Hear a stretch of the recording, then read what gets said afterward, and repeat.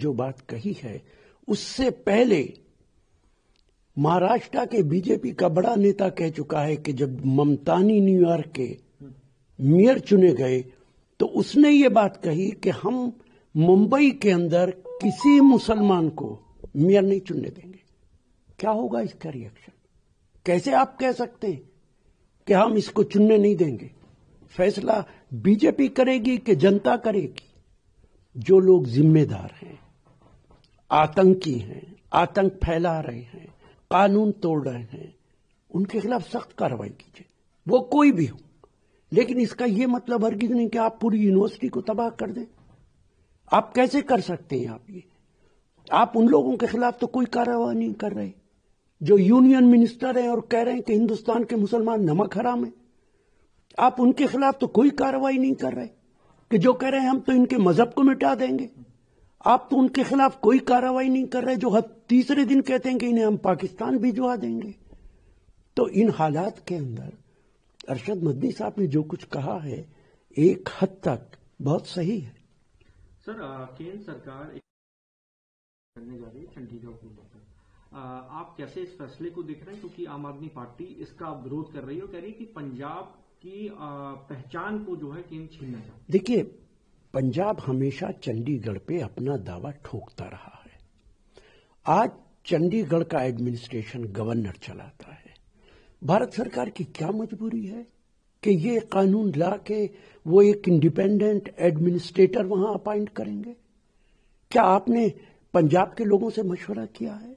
इस सरकार की आदत है, जिन लोगों के लिए कानून बनाया जाता है डिक्टेटर की तरह कानून बनाते, उनसे कोई मशवरा नहीं करते। किसानों का कानून बनाएंगे बगैर उनसे मशवरा करके बनाएंगे। 370 हटाएंगे बगैर कश्मीर के लोगों के मशवरे के बनाएंगे। तलाक का कानून बनाएंगे बगैर मुसलमानों की कंसल्टेशन के बनाएंगे। अब चंडीगढ़ का कानून अगर आप बना रहे हैं तो आप पंजाब के लोगों से कंसल्ट कीजिए। लेकिन यही तो है कि आप लोकतंत्र को कमजोर कर रहे हैं और आप तानाशाही को मजबूत कर रहे हैं। सर, को लेकर लगातार सरकार जो है फैसले ले रही है। 50% अलाउ कर दिया है कि प्राइवेट ऑर्गेनाइजेशन में एम्प्लॉय जो है काम करेंगे, बाकी के वर्क फ्रॉम होम। देखिए, बिल्कुल गलत है। ये सरकार संजीदा नहीं है। दिवाली के अंदर तो आप कह रहे हो कि पटाखे छूटेंगे, धार्मिक मामला है। 3 दिन तक दिल्ली के अंदर पटाखे छूटते रहे, पॉल्यूशन 600 तक पहुंच गया। कौन है इसके लिए जिम्मेदार? एक नाकाम जिम्मेदार है, निकम्मी जिम्मेदार है। इनको मालूम नहीं है कि किस तरीके से पॉल्यूशन को खत्म किया जाए। इस सरकार से कोई उम्मीद नहीं की जा सकती है। अगर आज दिल्ली में चुनाव हो जाए, बीजेपी के नेताओं की जमानतें जब्त हो जाएंगी। विवाद शुरू हुआ जब एक विधायक कहते हैं कि नींव रखने जा रहा हूं, जिस पर अब काफी सियासत गरमाई हुई है बंगाल के अंदर और बीजेपी। देखिए, मस्जिद, मंदिर, गुरुद्वारा कानून के मुताबिक कोई भी बना सकता है। अगर वो एमएलए वहां के कानून के मुताबिक कोई मस्जिद बना रहे हैं, इस पे किसी को इतराज नहीं हो सकता। अगर वो नाम बाबर रख रहे हैं तो इसमें भी कोई इतराज नहीं हो सकता। बाबर तो न जाने कितने मुसलमानों के नाम है। अगर वो बाबर रख रहे हैं और किसी का भी रख रहे हैं, उनकी श्रद्धा है कि वो किसको बड़ा मानते हैं, वो जिसको बड़ा मानते हैं उसके नाम पे रख रहे हैं। इसमें किसी को क्या इतराज हो सकता है? तो क्या ये प्रवोक करने वाली बात नहीं है? देखिए, इस सवाल का जवाब उनसे पूछिए कि क्यों कर रहे हैं, लेकिन कानूनी एतबार से इसमें मुझे कोई हर्ज नजर नहीं आता है। सर, बीच उन्होंने एक स्टेटमेंट दिया कि मैं तैयार हूं एनडीए के समर्थन करने के लिए, बशर्ते सीमांचल के लिए सरकार को जो है विकास कार्य करने चाहिए, क्योंकि ये देखा गया है कि सिर्फ पटना और नालंदा तक ही विकास जो है हो पाया है। कैसे आप देखते हैं उनके? देखिए, जितनी सेकुलर पार्टीज हैं उन्हें अवैसी के इस बयान से सबक लेना चाहिए। आज बीजेपी इल्जाम लगाती है कि Congress party, secular parties appeasement कर रहे हैं। सेकुलर पार्टीज डर जाती हैं, घबरा जाती हैं अपीजमेंट के नाम पे, वो मुसलमान का नाम लेने को भी तैयार नहीं होती। इन हालात के अंदर सोचना तो पड़ेगा कि क्या किस तरीके से सरवाइव किया जाए। अवैसी साहब के बारे में मेरी जो राय है वो सब जानते हैं, लेकिन वहां के लोगों का डेवलपमेंट कैसे हो? अगर एनडीए उनका डेवलपमेंट करने के लिए तैयार है तो मुझे इस बात में कोई हर्ज नजर नहीं आता है। योगी आदित्यनाथ तमाम अपने निर्देश दे रहे हैं कि टेम्परेरी डिटेंशन सेंटर बनाया जाए और जितने भी घुसपैठिए हैं उनकी पहचान। देखिए, इसके लिए क्यों नहीं सेक्युलर पार्टीज आगे आ रही हैं?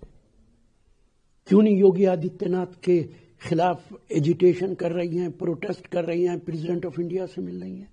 जाहिर है इनके अंदर कौन जाएगा? इनमें मुसलमानों को बंद किया जाएगा, उन्हें भेजा जाएगा इलीगल इमिग्रेंट्स के नाम पे। तो ये न सिर्फ ये कि संविधान के मुताबिक है, बल्कि इससे बड़ी तानाशाही क्या हो सकती है? और इस तानाशाही के खिलाफ सबको इकट्ठा होना चाहिए।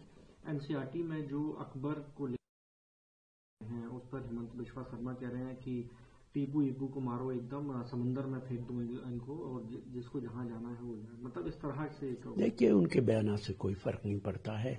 वो सत्ता के अंदर हैं, और जब सत्ता के अंदर ताकत दिमाग से ऊपर हो जाती है तो और आदमी एरोगेंट हो जाता है तो फिर उसका कोई इलाज नहीं होता है।